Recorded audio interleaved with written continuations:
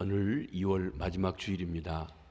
주 앞에 나와 예배하시는 성도님들, 영상을 통해 이 시간 예배에 참석하신 분들, 하나님의 은혜와 평강이 충만하게 임하시길 바랍니다. 주일마다 로마서를 통해 하나님이 주신 은혜를 사모하며 그 은혜를 함께 나눈 지 벌써 햇수로 3년 차가 되었습니다.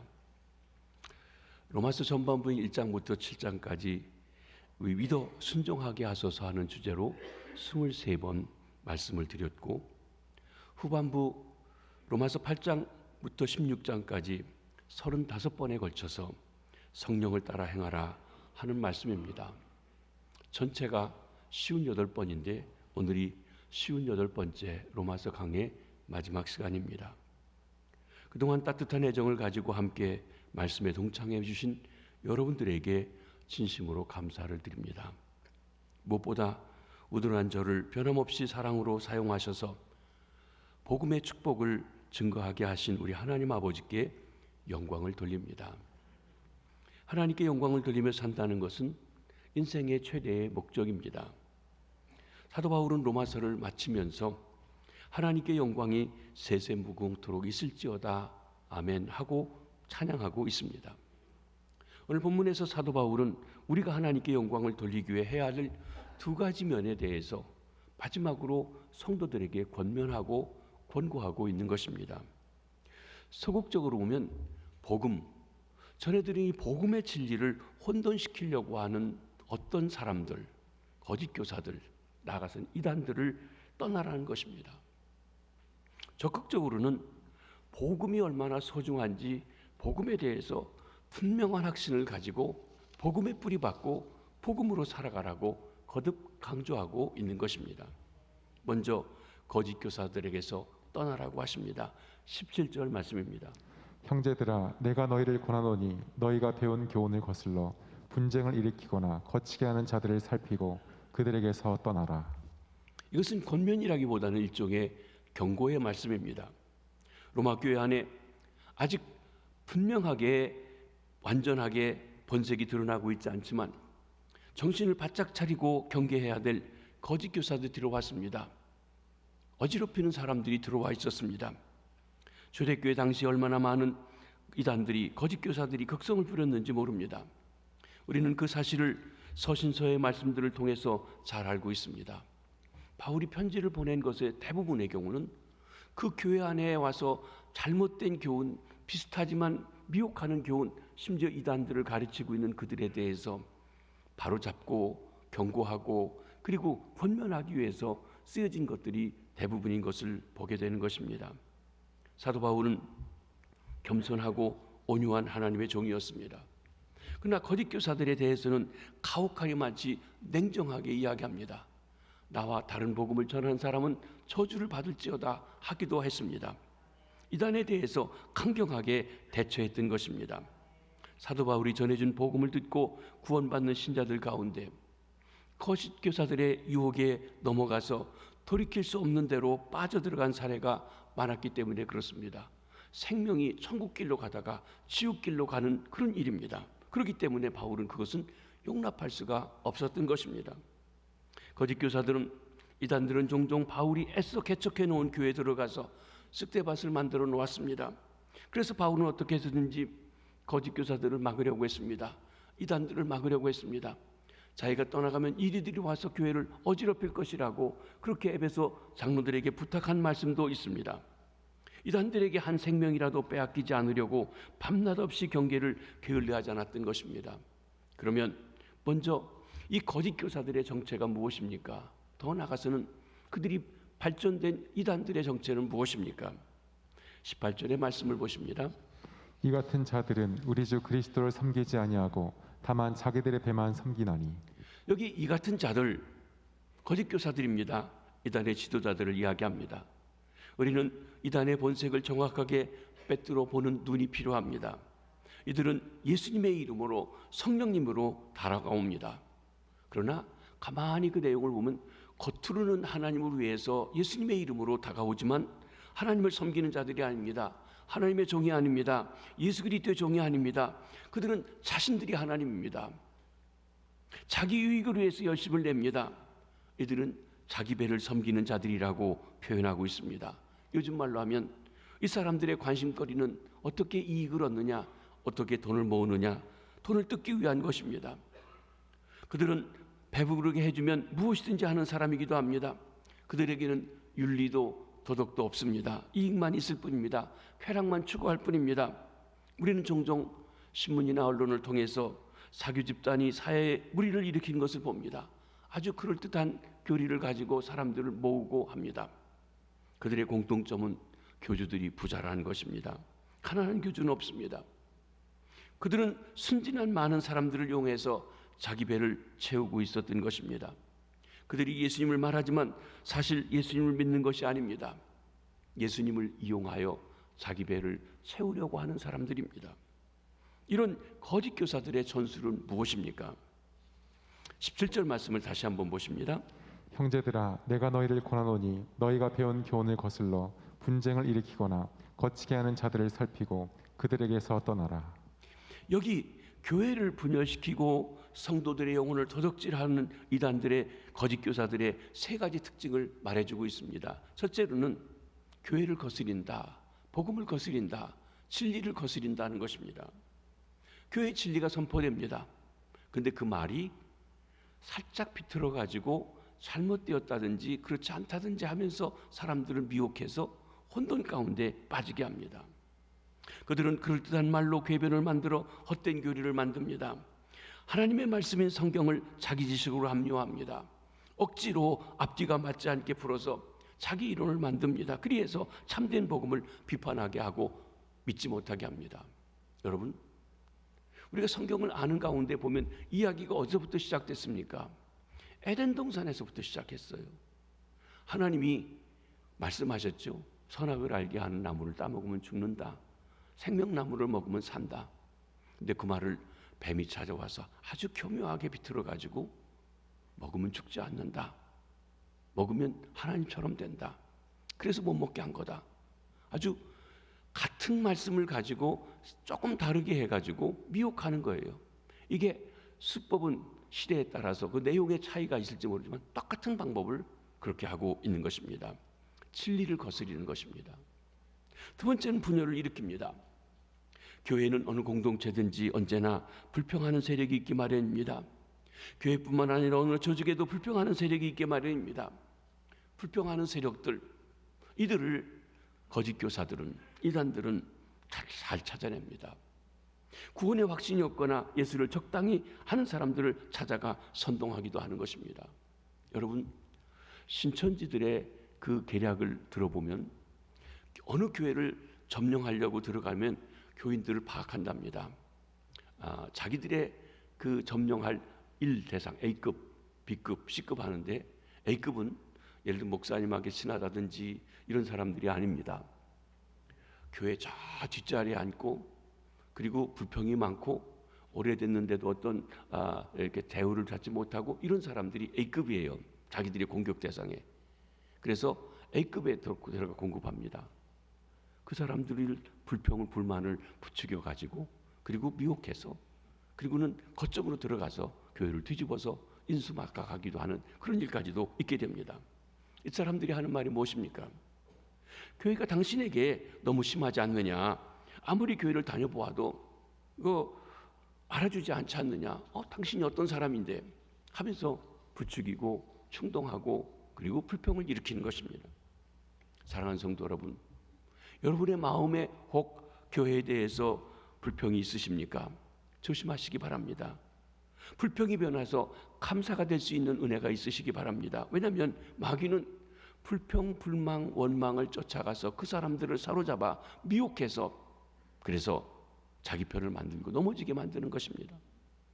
거짓 교사들은 일을 할 때 우리가 교회를 위해서 한다고 합니다. 하나님을 위해서 한다고 합니다. 여러분, 난 마귀를 위해서 일한다든지 교회를 깨려고 한다든지 그런 사람이 있습니까? 없습니다. 없습니다. 이단들조차도 우리는 하나님을 위해서 일한다고 얘기합니다. 다 명목은 하나님을 위해서, 교회를 위해서 바른 얘기를 한다고 얘기하는데 그것을 분별할 수 있어야 된다는 것입니다. 그렇게 멋진 말을 하며 불평을 합니다. 이때 그렇지 않아도 섭섭하고 불평하고 피해 입었다고 생각하는 사람들은 그 말에 혹 넘어갑니다. 그래서 분쟁이 일으키게 되고 그리고 세력을 규합하게 되는 것입니다. 세 번째 이단은 거치게 합니다. 처음에는 굉장히 하나님과 교회를 위하는 척하다가 나중에는 본색이 드러나면 정면으로 교회가 하는 일을 반대하고 나섭니다. 교회가 잘못되었다고 말합니다. 하나님이 잘못되었다고 말합니다. 그러면서 정면으로 부딪히기 시작합니다. 한 걸음 더 나아가 뻔뻔해지기 시작합니다. 거짓말도 쉽게 합니다. 아부도 간단하게 합니다. 자기 이익을 얻으려면 소극도 없고 배리도 없고 다 해주면서 얻으려고 하고 거짓도 서슴없이 하고 합니다. 여러분, 마귀는 거짓말의 대장입니다. 예수님께서도 거짓의 아비가 마귀라고 했어요. 여러분, 거짓말하고 속이고 속이는 걸 너무 쉽게 하고 하는 사람 믿지 마십시오. 이번 주 금요일부터 대통령 선거합니다. 다음 주 수요일 날 대통령 선거일입니다.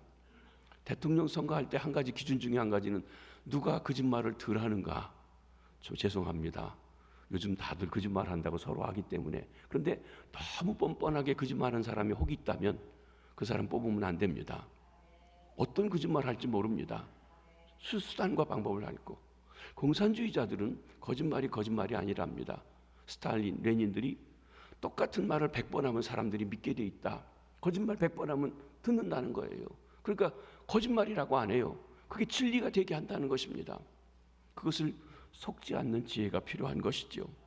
여러분, 이들은 목적을 위해서라면 수단 방법을 가리지 않고 하고 있습니다. 결론적으로 말해서 거짓 교사들은 진리를 의심케 합니다. 거부하게 만든 다음에 형제들 간에 분쟁을 일으켜서 나중에 넘어지게 하고 자기 편을 만드는 것입니다.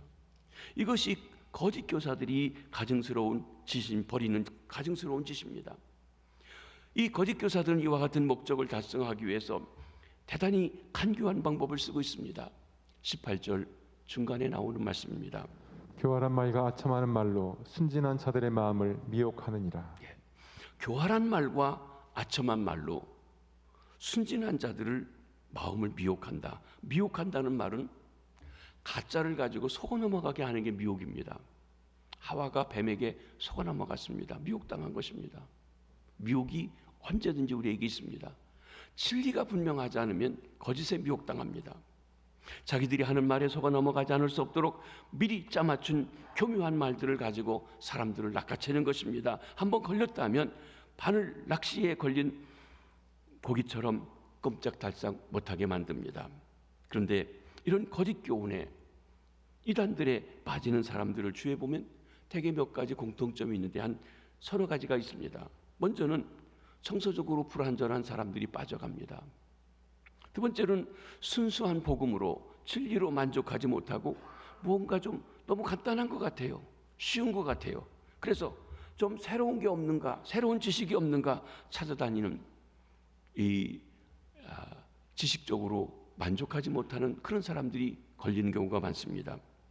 세 번째로는 귀가 열어서 새로운 걸 들으면 누구 말에 폭 빠져서 정신을 못 차리고 분별하지 못하는 그런 경우입니다. 넷째로는 지나치게 순진하면 분별력이 없어서 빠지는 경우들이 있는 것입니다. 이것이 이단에 빠지는 사람들, 거짓 교훈에 쉽게 넘어가는 사람들, 그 사람에게 발견되는 공통점인 것입니다. 그러면 이런 이단에 대해서 우리가 거짓 교사들에 대해서 대처해야 될 우리 방법은 무엇입니까? 태도는 무엇입니까? 17절 하반절의 말씀입니다. 거치게 하는 자들을 살피고 그들에게서 떠나라. 거치게 하는 자들을 살펴보고 그들에게서 떠나라. 살피라. 여기 살피라는 말은 굉장히 강경한 의미를 가지고 있습니다. 교회 안에 거짓 교훈, 잘못된 교훈, 성도들이 미혹받을 만한 그런 이야기들 툭툭 던지고 사람들을 힘들게 하는 사람들이 있는지 철저하게 조사하라는 거예요. 그래서 가려내라는 것입니다. 그들의 말 하나하나를 잘 분별해서 어딘가 잘못된 것이 있나 없나 눈을 똑바로 뜨고 분별하라는 말입니다. 만일 복음을, 진리를 이상하게 받아들이는 사람이 있다면, 하나님의 말씀을 자기 좋은 대로 해석하며 잘못된 일을 얘기하는 사람이 있다면 우리는 경고해야 합니다. 당신이 그렇게 하면 안 됩니다. 성경 말씀을 이렇게 가르쳤는데 이 말씀대로 해야 합니다 하고 그 사람을 교훈하고 권고하라고 했습니다. 그런데 거짓 교사에게 빠지는 사람들, 이단에 한번 빠졌다고 하면 이미 그 시기를 잃어버리는 경우가 있습니다. 거기에 왔다 갔다 하고 있을 그때라도 잡아야 되는데 한번 빠졌다고 하면 대부분의 경우가 다시 돌아오지 못하는 경우가 많아요. 손을 쓸 수 없는 경우가 대부분입니다. 말을 해도 들으려고 하지 않아요. 오히려 가짜를 진짜처럼 믿기 때문에 진짜를 얘기해줘도 그게 오히려 잘못된 것이라고 생각하는 일들이 생긴다는 것입니다. 교회는 사랑이니 무조건 사랑을 가지고 안아주라고 합니다. 근데 그러면 안 됩니다. 예수님께서도 거짓에 대해서 용납하지 않으셨습니다. 사도 바울도 사랑을 얘기했습니다. 고린도전서 13장도 사도 바울이 썼습니다. 그런데 이 거짓 교훈에 대해서는 용납하지 않으셨어요. 나하고 다른 복음을 전하는 사람은 나와 함께인 동역자라도 하늘의 천사라도 저주를 받으라고 심지어 저주를 퍼부었던 것입니다. 그런 사람을 안으면 그가 숨기고 있는 칼에 찔리는 꼴이 되고 맙니다. 사도 바울이 가르쳐 주신 말씀대로 해야 합니다. 떠나라. 떠나라는 말은 내보내라, 갈라서라고 하는 것이에요. 아니면 내가 그 모임에서 나와라 하는 말이기도 합니다. 세상에는 그대로 덮어두어서 좋은 일이 있고 절대로 덮어주어서는 안 되는 일이 있습니다. 우리는 이것을 구분할 수 있어야 됩니다. 이단은 잠재적인 말썽 소지를 안고 있기 때문에 적당히 사랑으로 덮어두면 나중에는 당하게 마련인 것입니다. 이단이 많은, 거짓 교사가 많은 세상에서 신앙생활을 순진하게 하는 것만으로 만족할 수가 없습니다. 그래서 사도 바울 선생님께서 19절에 이렇게 권면합니다. 너희의 순종함이 모든 사람에게 들리는지라. 그러므로 내가 너희로 말미암아 기뻐하노니 너희가 선한데 지혜롭고 악한데 미련하기를 원하노라. 이 말씀은 로마 교인들의 약점을 찌르면서 그들을 권면하고 있는 말씀입니다. 이런 내용입니다. 로마 교인들아, 너희가 지금까지 순종을 잘하고 교회 생활을 열심히 잘하고 있는 것 고맙다. 내가 그 말을 듣고 얼마나 기뻤는지 모른다. 그러나 그렇게 순종 잘하고 교회 생활 잘하는 것만으로 절대 안심할 수가 없다. 너희들은 한 걸음 더 나아가서 선한데 지혜가 있어야 되고 악한데 미련할 수 있는 사람이 되어야 한다. 영적 분별력을 가져야 된다. 사랑하는 성도 여러분, 영적 분별력이 필요합니다. 지극히 선한 것을 분별할 수 있는 분별력이 필요합니다. 하나님의 역사인지 마귀 역사인지 분별할 수 있어야 됩니다. 저 말이 나를 충동하는 것인지 진리로 인도하는 것인지 분별할 수 있어야 된다는 것입니다.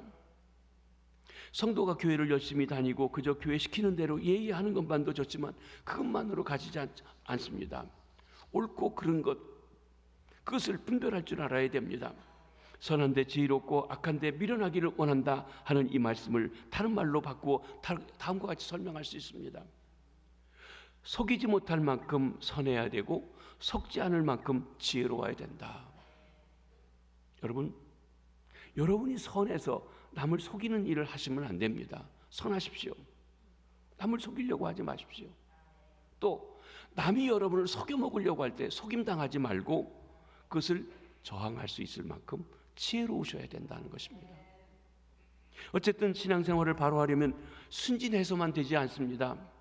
하나님 말씀을 가지고 이것이 진리인가 비진리인가, 생명의 길로 인도하는지 멸망의 길로 인도하는지 분별할 수 있어야 돼요. 그때 가서야 우리가 안심할 수 있다는 것입니다. 그러므로 우리가 거짓 교훈에 빠지지 않으려면 예수 그리스도의 복음에 대한 정확히 알고 확실히 알고 담대하게 그 가운데 서 있지 아니하면 미혹당할 수 있다고 하는 것입니다.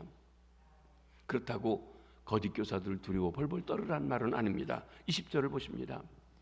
평강의 하나님께서 속히 사탄을 너희 발 아래에서 상하게 하시리라. 우리 주 예수의 은혜가 너희에게 있을지어다. 거짓 교사들을 얘기하는데 왜 하나님을 평강의 하나님이라고 하셨을까요? 여러분, 평강의 하나님의 반대는 분쟁의 신이겠죠. 분쟁의 신이 누굽니까? 바로 마귀입니다. 사탄입니다. 여러분, 때로 어떤 사람을 대할 때 그 사람이 마귀 짓을 할 때 그 사람이 마귀는 아니에요. 마귀에게 이용당하고 있어요.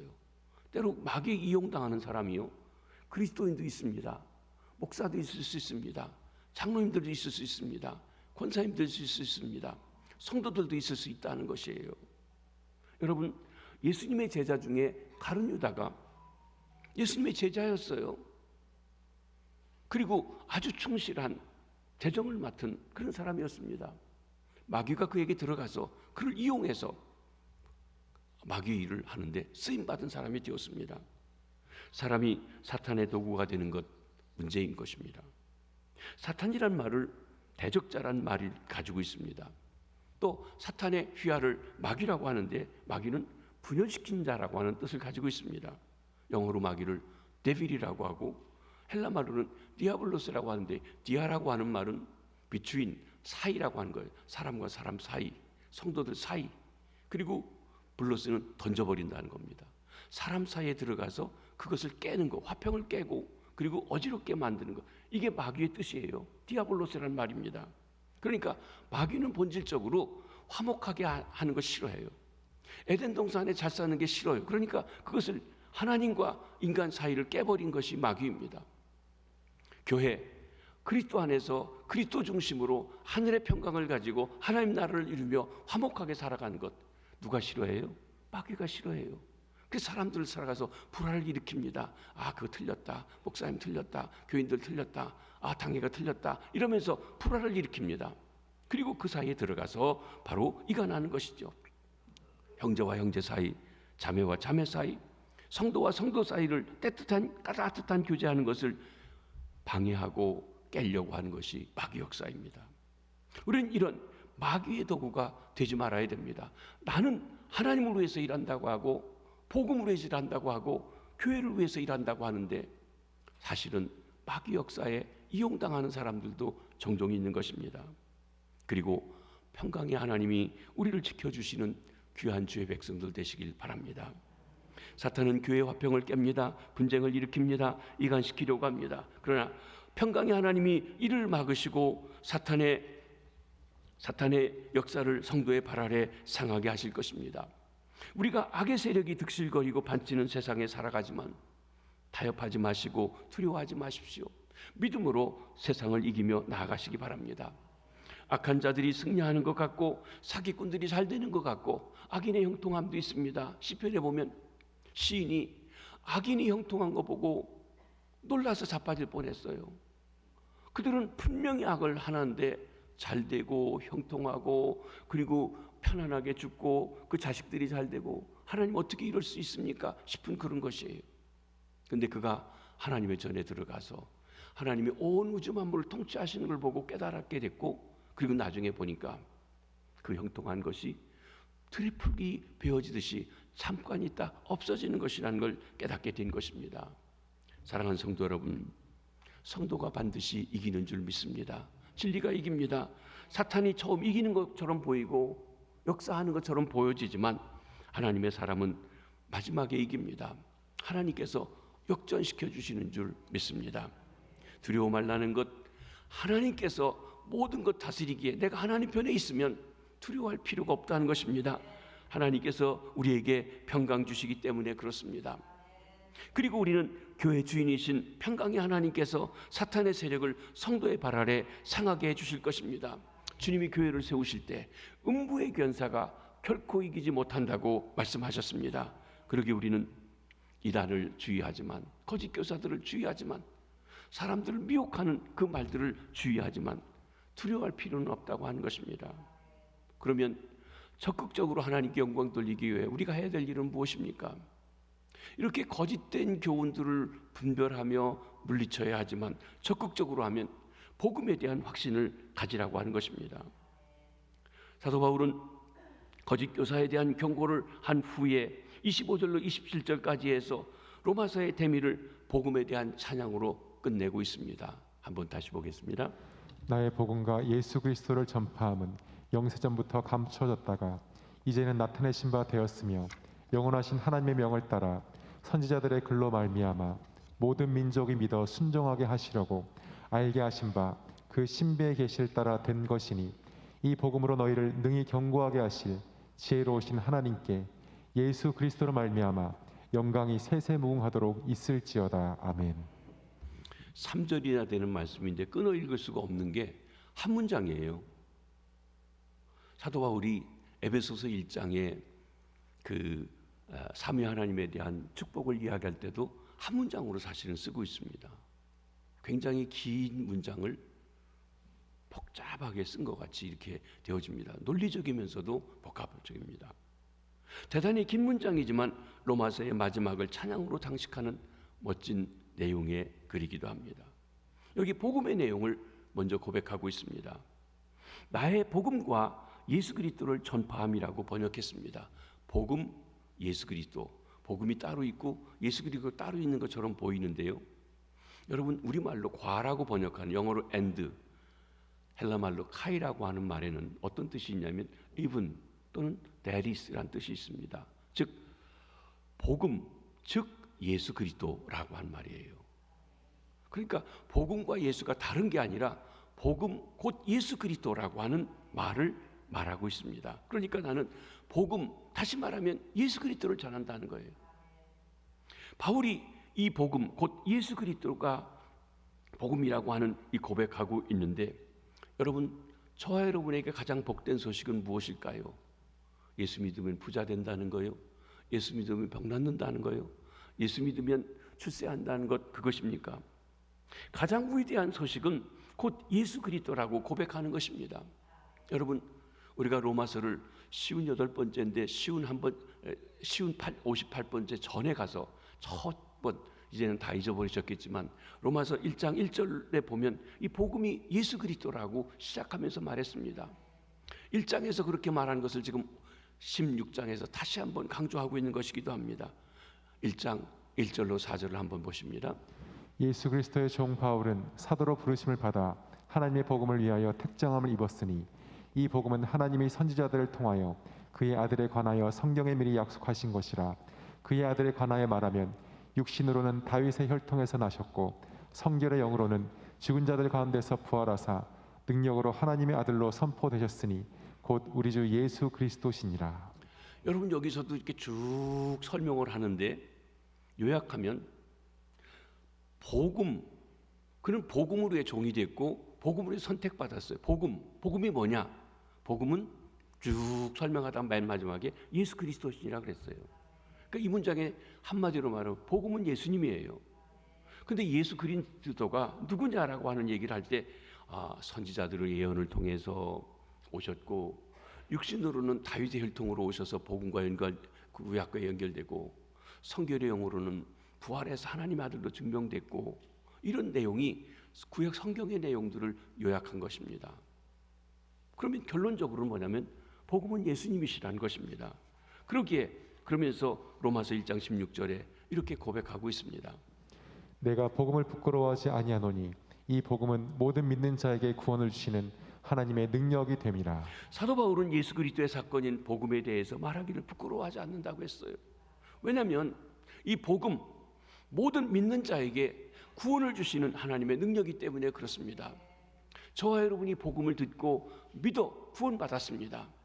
누구도 그 사람이 얼굴 색깔이 까맣든 하얗든, 한국 사람이든 일본 사람이든 러시아 사람이든 북한 사람이든 누구든지 복음을 믿으면 구원받습니다. 하나님이 그렇게 능력으로 구원시켜 주십니다. 복음은 나의 생명입니다. 우리의 소망입니다. 나의 삶의 이유라고 말하고 있습니다. 그 복음이 무엇입니까? 복된 소식이 무엇입니까? 복음은 하나님의 아들이신 예수 그리스도이십니다. 예수를 떠나서는 구원이 없습니다. 예수를 떠나서는 인생의 참된 변화가 가능하지 않습니다. 예수님 외에 그 누구도 구원을 줄 수 있는 사람이 없습니다. 로마서 1장, 요한복음 14장 6절 말씀입니다. 예수께서 이르시되 내가 곧 길이요 진리요 생명이니 나로 말미암지 않고는 아버지께로 올 자가 없느니라. 세상 사람들이 예수님에 대해서 이야기할 때 예수님은 세계 4대 성인 중에 한 사람이라고 합니다. 공자, 석가, 소크라테스, 예수. 그러면 여러분, 공자를 믿어도 구원받습니까? 석가를 믿어도 구원받습니까? 예, 석가를 믿고 구원받겠다고 하시는 분들이 많이 계시고 여기도 그렇게 하시다가 오신 분도 계십니다. 소크라테스 믿으면 구원받습니까? 아니에요. 예수님께서 말씀하시길 하나님께로 나가긴 길, the way, 방법은 하나밖에 없다고 했어요. 나밖에 없다고 했어요. 그러니까 예수님은 세계 4대 성인이 아니라 오직 유일하신 구원의 길, 하나님께 나가는 길, 그것입니다. 그래서 우리는 예수님의 유일성을 믿습니다. 예수님 자신이 그렇게 말씀하셨고, 만약에 그렇지 않다면 허황되신 분이죠. 그를 믿는 사도들도 이렇게 고백합니다. 사도행전 4장 12절 말씀입니다. 다른 이로서는 구원을 받을 수 없나니 천하 사람 중에 구원을 받을 만한 다른 이름을 우리에게 주신 일이 없음이라 하였더라. 다른 이름을 주신 적이 없어요. 공자, 석가, 소크라테스 가지고 구원이 안 된다는 거예요. 훌륭한 선생은 맞습니다. 그러나 구원자는 되시지 않는다는 것입니다. 사랑하는 성도 여러분, 예수님이 복음입니다. 이 복음이 여전히 저와 여러분의 복음인 것을 고백할 수 있으신지요? 복음은 예수 그리스도이십니다. 예수님이 그리스도시고 예수님이 우리 왕이시고 예수님이 인생의 주인이시라는 것입니다. 복음의 계시 과정도 25절로 26절에 말씀합니다. 영세전부터 감추어 있었습니다. 복음은 어느 날 갑자기 하늘에서 우연히 떨어진 것이 아닙니다. 예수님께서 이 땅에 오신 그때부터 시작된 것이 아니라는 것이에요. 예수님이 오시기 수백 년 전에, 수천 년 전부터, 예수님께서 영세전부터 하나님이 준비하셨던 것을 그때 드러내 보여주신 것뿐이라고 했습니다. 이 복음은 인류에게 전하기 위해 영세전부터 하나님이 복음을 준비하셨습니다.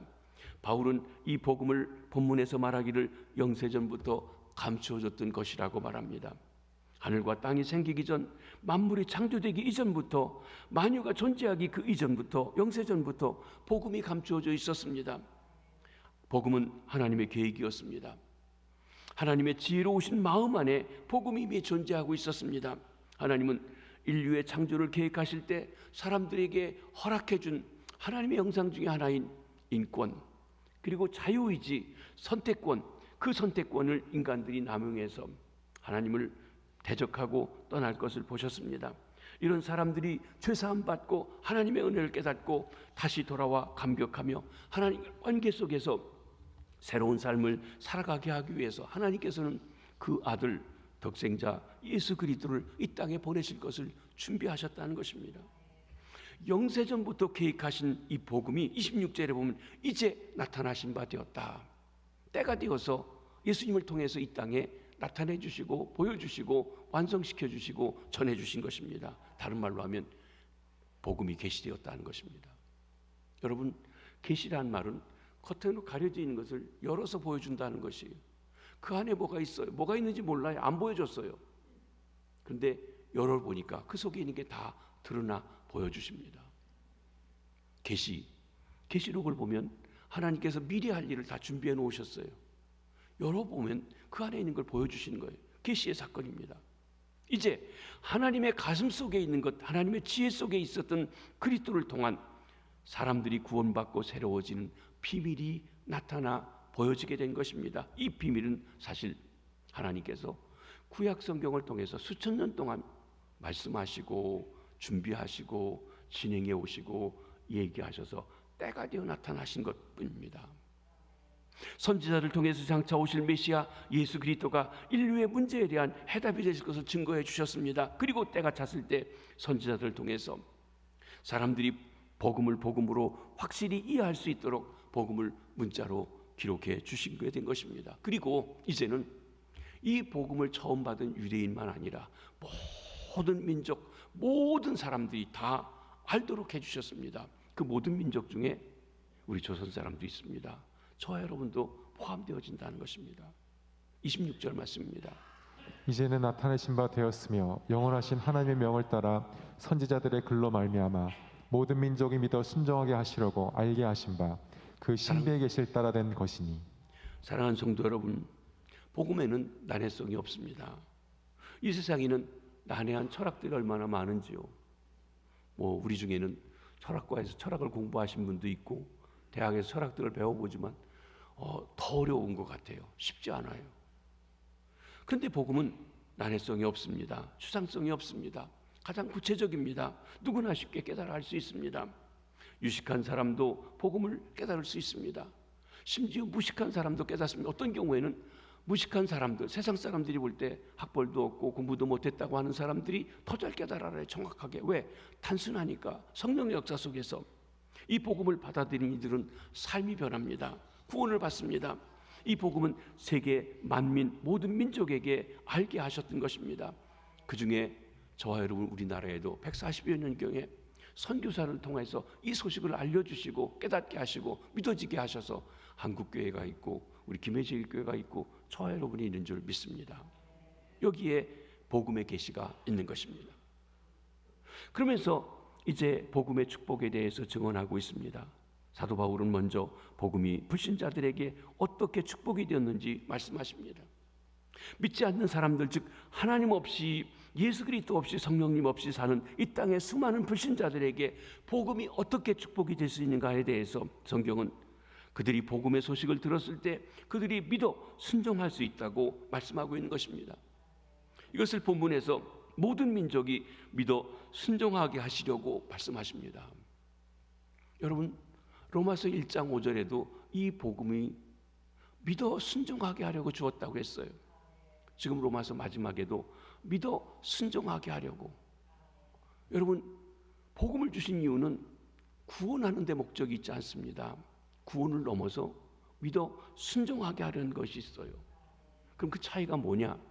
여러분, 모든 민족으로 모여 구원받게 하려고 하는 이 구원과 순종 차이가 있는데 그게 뭔가 하면 구원은 마지막 사건이 아닙니다. 구원은 신앙의 출발입니다. 사람의 것으로 얘기하면 지난 주간에 우리 장로님 가정에 아기를 낳았어요. 분명 사람입니다. 이제 우리나라 인구 속에 하나로 들어가는 사람이에요. 근데 아기예요.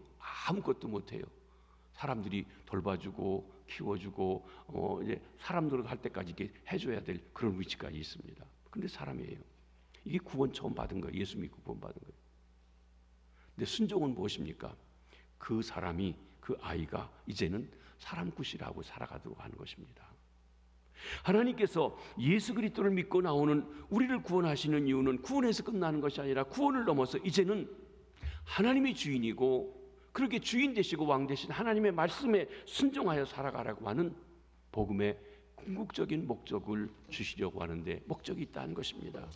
복음의 궁극적인 목적은 우리가 예수를 믿고 제사함 받고 구원받는 것에서 끝나는 것이 아니라 이제는 하나님의 뜻대로 하나님의 통치를 받으며 하나님의 말씀대로 살아가는, 순종하며 살아가는 순종의 백성, 진정한 하나님의 백성이 되게 하시는 데 있는 것입니다. 모든 이방인들로 하여금 복음의 소식을 들었을 때 믿고 구원받아 하나님께 순종하는 삶을 살아가게 되는 것, 이것이 바로 복음의 궁극적인 목적입니다. 인간이 무엇으로 행복할까요? 사실 이 행복이라고 하는 것은 굉장히 주관적입니다. 그런데 오늘 본문 말씀대로 하면 하나님께 순종하는 사람, 하나님을 주인으로 섬기는 사람이 행복하다는 것입니다. 사람들의 불행은 무엇일까요? 하나님을 거스리고 불순종하는 데 있습니다. 에덴 동산에 살던 인간이 정말 행복한 사람들이었습니다. 근데 행복 속에 있을 때 그들이 행복인 줄 몰랐어요. 그리고 하나님이 우리를 이렇게 하나님과 똑같이 되는 걸 막으려고 했다는 거짓된 말을 듣고 하나님의 말씀을 불순종해 보니까 그렇게 아름다운 환경에서 쫓겨나게 됐어요. 불행이 찾아왔어요. 자기 보기에 좋은 대로, 자기 행한 대로 좋은 대로 살았더니 불행이 찾아왔습니다. 우리 사람들은 내 인생 내 마음대로 산다고 합니다. 내 마음대로 되는 게 행복이라고 생각합니다. 그래서 주님의 뜻도 거스리고 주님의 뜻도 믿는다고 하더라도 자기가 이익이 될 것 같으면 믿는다고 하고 아닐 땐 이건 말씀이 잘못됐고 목사님 성경을 잘못 풀었고 그런 거 할 필요가 없다고 하고 하면서 거스립니다. 그러면서 자기 마음대로 살아갑니다. 창조주 하나님의 의도와는 상관없이 우리 마음대로 살아갑니다. 그렇게 살아보니 어떻습니까? 헛되고 헛되고 헛되고 헛되고 헛되더라 하는 것입니다. 세계 인류의 가장 멋지게 산 솔로몬의 고백입니다. 부도 헛되고 쾌락도 헛되고 지식도 헛되고 권력도 헛되고 헛되더라. 그럼 뭐가 진정한 인생의 행복입니까? 전도서는 헛된 것으로 끝나지 않고 마지막에 뭐라고 해요? 여호와를 경외하는 것이 인생의 본분이다.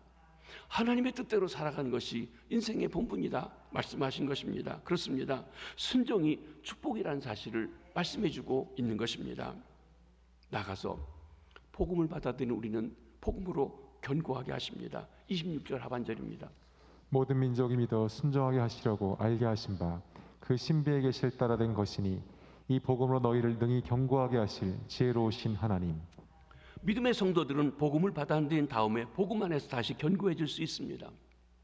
신자가 진정으로 삶을 견고하고 믿음으로 견고해지는 일은 복음입니다. 그러나 복음을 피상적으로 받아들이면 늘 똑같은 소리로 생각되고 다른 복음이 없을까? 너무 그런데 나는 이미 예수 믿었는데 난 구원 받았는데 뭐 좀 다른 게 없을까? 이렇게 생각하고 그리고 잘못될 수가 있다는 거예요. 어떤 면에서는 진정 예수 믿은 게 아니에요. 진정 복음을 받아들인 게 아니에요. 그냥 들은 풍월이에요. 형식적으로 알고 있어요. 습관적으로 믿고 있다는 것입니다. 그러면서 믿음이 흔들립니다. 형식적으로는 복음 안에 있다고 하는데 복음 안에 있지 않은 경우도 있습니다. 불신자들에게 복음은 구원이요 순종의 놀라운 삶을 열어줍니다. 그런데 믿어 구원받은 사람에게는 복음을 통해서 다시 그들의 삶과 믿음을 더욱 견고하게 해주시는 것입니다. 골로새서 2장 6절로 7절에 사도 바울 선생님께서 이렇게 권면합니다. 그러므로 너희가 그리스도 예수를 주로 받았으니 그 안에서 행하되 그 안에 뿌리를 박으며 셈을 받아 교훈을 받은 대로 믿음에 굳게 서서 감사함을 넘치게 하라. 여러분, 예수 그리스도를 너희가 주로 받았으니, 여러분 큐리오스 주님으로 받았어요. 예수 믿는다는 건 예수님이 주인이란 말이에요. 왕이란 말이에요. 내 인생에 대한 절대권자라는 거예요. 그렇게 받았으면 그분이 주인인 대로 살아가라 그것입니다. 거기에 뿌리를 내리라는 거예요. 그런데 말로는 주인인데 우리 삶의 주인은 나예요.